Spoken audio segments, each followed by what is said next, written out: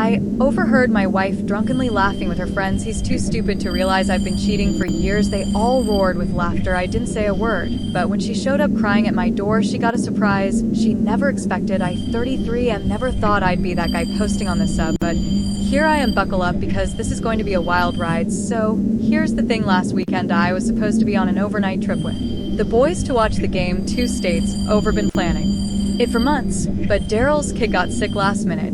So we had to cancel. NBD happens. I figured I'd surprise Heather 32F, my wife of 8 years, by coming home early. Yeah, I know how that usually goes in these stories, but trust me, what happened next was somehow worse than walking in on her with another dude as I pulled into our driveway around 9:00 p.m. I noticed several cars parked outside, recognized Michelle's Subaru and Kathleen's Honda. Right away, Heather had mentioned having the girls over while I was gone. So this checked out. I was about to walk in the front door when I heard them all on our back deck through the side gate. They were being loud, wine drunk loud. I was going to head around back to say hi when I heard my name, so I paused. Call it instinct, whatever. Griffin is just so. I can't even. Heather was slurring her words slightly. The girls all giggled. OMG, I still can't believe you've kept this going so long. Michelle's voice. He's too stupid to realize I've been cheating for years. Heather practically shouted it. They all roared with laughter. I literally froze mid-up, like my brain just stopped working for a sec. Sutton's been the best decision I ever made. Heather continued. Last week while Griffin was working late, Sutton came over and we did it right on the couch where Griffin takes his precious naps. More cackling laughter. No, the sacred nap couch. Kathleen shrieked like this was the funniest thing ever. You should have seen how sweet Griffin was the next day making me breakfast. If he only knew what his precious wife had been doing the night before. My stomach dropped to my feet. I felt like I'd been punched. That breakfast I'd made her favorite avocado toast and those fancy eggs she likes. Brought her coffee in bed, told her I loved her. I don't know how long I stood there listening to them swap stories. My whole body was shaking. I learned that my business trips were her favorite times to have Sutton over, that they'd been sleeping together for over 3 years, that she'd even been with him the weekend of my dad's funeral when she claimed she had food poisoning and couldn't attend. I didn't confront them, didn't make a scene, just silently walked back to my car, drove to a nearby Target parking lot, and sat there until I could breathe again. I must have looked insane, a grown man hyperventilating in his car at 10 p.m. on a Saturday. Once I could think straight, as I called Daryl. Thank God his kid was feeling better, and he picked up. Dude, my whole life just imploded. I told him everything. Don't go home tonight. He said, come crash here, we'll figure this out at Daryl's place. I paced the living room for hours while he Googled divorce lawyers. My mind kept replaying all these moments from the past few years that suddenly made sense. The girls' trips where she came back with barely any photos, how she'd started keeping her phone face down, the unexplained charges at hotels less than 30 m from our house all those nights. She was showing houses to clients after normal business hours. I felt like the biggest fool on the planet. Around 3 a.m.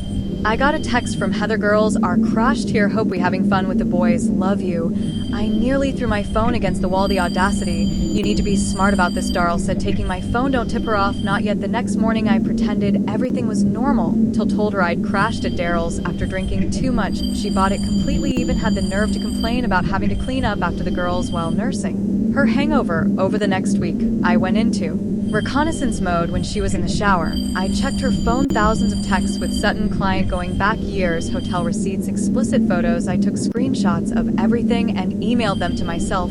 I checked our finances, hundreds of unexplained charges at restaurants. I'd never been to lingerie. I'd never seen she'd even used our joint account to book a weekend getaway while I was at my dad's funeral. Each discovery was like another knife in my chest. 8 years of marriage, all the times I defended her to my family when they said she seemed self-centered. All my plans and dreams for our future, our talks about starting a family next year, all I met with a divorce attorney on my lunch break, the most aggressive one in town according to Google reviews. She laid it all out for me. Document everything, secure my finances, prepare for the storm. Griffin the first. See this every day.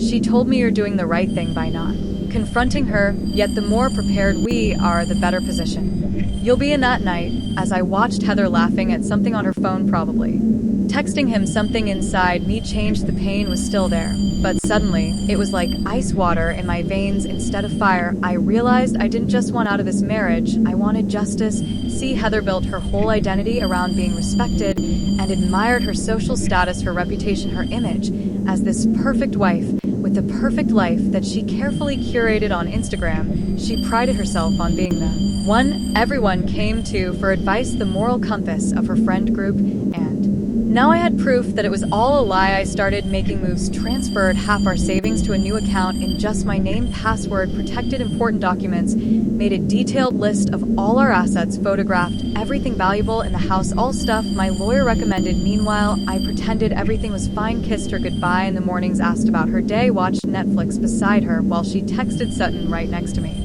Each day, I played the role of oblivious husband. While methodically preparing to blow up her entire world, 2 weeks and I was ready. I had everything documented, financial statements, evidence of the affair, a new apartment lease signed, and paid for support from my family, who were horrified by what she'd done. The hardest part was keeping my cool. When she'd look me in the eyes and lie, when she'd say I love you before bed, when she suggested we start trying for that baby next month, each time I wanted to scream in her face, but I stayed calm because I knew something she didn't. The woman who laughed about how stupid I was had no idea I was about to become the most methodical, unforgiving force she'd ever face. And I was going to do it all completely by the book. TLDR, overheard wife bragging to friends about cheating for years. Instead of confronting her, I've spent weeks gathering evidence and preparing the most comprehensive divorce strategy possible. The countdown to D-Day has begun. Update. First off, holy you guys, I didn't expect my post to blow up like that. Thanks for all the support and the Reddit gold. WTF for those asking if this is creative writing practice. I wish. It's been 3 weeks since my last update. A lot has happened, so buckle up. Remember how I mentioned having a plan? Well, I've been executing it with military precision. The day after my last post, I noticed something weird. Heather started being extra nice, making my favorite dinners, initiating sex, even suggesting we look at houses in better neighborhoods. First I thought she somehow found out I knew, but then I realized guilt. Classic cheater behavior according to all the Reddit threads I'd been obsessively reading at 3 a.m. Let me break down exactly what I've been doing. Finnin' this was priority number 1. I'd already moved half our savings to my personal account. Next, I documented every single expense related to her affair, those hotel charges, itemized the dinners she claimed were with clients, but we actually with Sutton, spreadsheet the lingerie she bought for him, photographed the receipts. My lawyer said this could be considered dissipation of marital assets. Basically, she spent our money on her affair. I also froze our joint credit cards, told her there was suspicious activity, and the bank was sending new ones. Technically true, LOL. This gave me time to remove her as an authorized user on my main card. The look on her face when her card got declined at Sephora. Priceless. She called me ranting about how embarrassing it was. I just played dumb and said the new cards must be delayed property. I quietly moved my important stuff to my new apartment. Not everything at once, just irreplaceable things like my dad's watch, family photos, and important document. I did this while she was showing houses, aka screwing Sutton. Each time I moved something out, I replaced it with a cheap duplicate or just rearranged things so she wouldn't notice the evidence packet. This is where Daryl was clutch. He helped me compile everything into what we called the nuclear file. Screenshots of texts, photos, hotel receipts, credit card statements, a timeline of her affair, and a USB with recordings of her phone calls with Sutton. We're in a one-party consent state. I made multiple copies, one for me, one for my lawyer, one for wife. Yeah, I found her. Laura seems like a nice lady who had no idea, and one that would eventually go to Heather's parent. The social angle. This was tricky. I wanted to control the narrative before Heather could spin some BS story, making me the bad guys, so I started having guy talks with our mutual friends. Nothing obvious, just mentioned how Heather seems distant lately, asking if marriage is supposed to feel this lonely. Sometimes planted seeds of doubt without revealing what I knew. I also took screenshots of Heather's Instagram where she portrayed our marriage as relationship goals while she was actively cheating. The hypocrisy was next level. Then came D-Day. I picked it strategically. The day of Heather's big client appreciation event that she'd been planning for months. Here's how it went down. That morning I acted completely normal, made coffee, kissed her goodbye, told her good luck with her event. She left looking confident as hell in her expensive outfit that I now realized I'd basically paid for her to look good for other men. At exactly 10 a.m. I sent the evidence package to Sutton's wife via courier, included my phone number if she wanted to talk. By noon, all hell broke loose. I was at my new apartment when the text started flooding. And why is Sutton's wife calling me? Did you talk to her? Answer your phone. I didn't respond, just watched the messages pile up. Then Laura, Sutton's wife, called me. We talked for almost an hour. She was devastated, but grateful. I told her apparently Sutton had been gaslighting her for years about her paranoia. She told me Sutton was now frantically trying to save his marriage. which meant throwing Heather completely under the bus. By 2 p.m., Heather's client event was in shambles. She had to leave early because of the emergency. She kept calling me nonstop at 3 o'clock p.m. I sent a brief factual email to her parents, no emotional language, just the timeline and key evidence. I've always respected them, and they deserve to know who their daughter really is. I explained I didn't want to hurt them, but I couldn't let Heather control the narrative. By 6 p.m., I was sitting calmly in our living room when Heather finally came home. Her mascara was everywhere, and she looked like she'd aged 10 years in one day. She started with anger. How dare I tell Laura? How could I betray her like this? Then quickly moved to bargaining. When she realized I wasn't reacting, she tried everything: tears, screaming, seduction, more tears. I just sat there calm as a cucumber and said we both know exactly what's going on. Then I handed her the divorce papers my lawyer had prepared. The color drained from her face when she realized this wasn't a spontaneous reaction, that I'd been planning this for weeks. While sleeping next to her every night, that's when she noticed some of my things were missing. I told her I'd be staying elsewhere and that she had 3 days to figure out her living situation before I informed our landlord about the breach of our lease agree. We had a morality clause, another thing my lawyer found useful. The next few days were interesting. She swung between threatening me, "You'll never get away with this," begging, "We can fix this. It was just physical. I've always loved only you," and trying to play the victim. I was lonely, you work too. Meanwhile, her social circle was imploding. Michelle and Kathleen ghosted her once they realized their role in this might become public. Her parents called her and had a very disappointing conversation. Her mom's words when she called to apologize to me, and Sutton, that coward, was in full damage control, with his wife telling her Heather was obsessed with him and wouldn't leave him alone. The financial reality hit her hard when she realized half our savings was legally moved to my account. Her access to our joint credit cards was gone. She couldn't afford the rent on her own. Her event disaster meant she'd probably lose clients. Yesterday, well, was the final nail. She found out from mutual friends that everyone knows what she did not, because I went around telling people directly, but because Sutton's wife apparently told her friends who told their friends, and so on. The social circle she'd carefully built around her perfect image was collapsing. She showed up at my new apartment last night. Somehow she got my address, probably from her friend who works at the leasing office across town. She was sobbing on my doorstep, makeup running, looking completely broken. For a split second, I almost felt bad for her. Almost I let her in because my neighbors were starting to notice, and I'm not about creating scenes. She immediately launched into how she'd made a terrible mistake, how she'd do anything to fix it, how she couldn't believe she'd risked our marriage for someone like Sutton. I just looked at her and said, "Remember when you told your friends I was too stupid to realize you were cheating?" Well, surprised the look on her face when she realized I'd heard everything that night. I can't even describe it. Pure shock, then horror, then shame. She started to say something about how she didn't mean it. She was drunk. It was just talk. Blah, blah, blah. I cut her off and told her to sit down because I had something to show her. When Heather showed up crying at my door, she got a surprise. She never expected a complete breakdown of her new financial reality. I had spreadsheets, projections, and a detailed accounting of exactly how she was going to be after this divorce. TLDR, executed my planned, perfectly exposed wife's affair to everyone who matters, secured my finances, and watched her entire world collapse in real time. She came begging for forgiveness, but got a financial reality check instead. Finally, update: it's been 6 months since my last post. First off, thanks for all the DMS checking. If I'm still alive, I am just needed time to process everything before sharing the conclusion to this whole saga. So you know those once loyal videos where they demolish old buildings, how it starts with small strategic explosions before the whole structure collapses in on itself. That's basically what happened to my ex-wife's life. And I had a front row seat the morning after Heather showed up crying at my apartment. I woke up to a weird sense of calm for the first time in months. I slept without waking up at 3 a.m. with that knot in my stomach, made myself some coffee, scrolled through Reddit, and realized I didn't immediately check my phone for messages from her. Progress. Meanwhile, Heather was experiencing what my therapist later called consequences culture after leaving my apartment. She apparently drove straight to Michelle's place, expecting her BFF to take her, and according to our mutual friend Jake, Michelle literally pretended not to be home, even though her car was in the driveway and the lights were on. Top-tier friendship right there. So, what's happened since then? Let me break it down. The divorce proceedings, the actual legal process was surprisingly smooth. My lawyer was worth every penny. During mediation, Heather tried to argue that she deserved half of everything because one mistake shouldn't erase 8 years of marriage. The mediator, this older lady with zero tolerance for BS, just stared at her and asked if 3 years of documented infidelity counted as one mistake.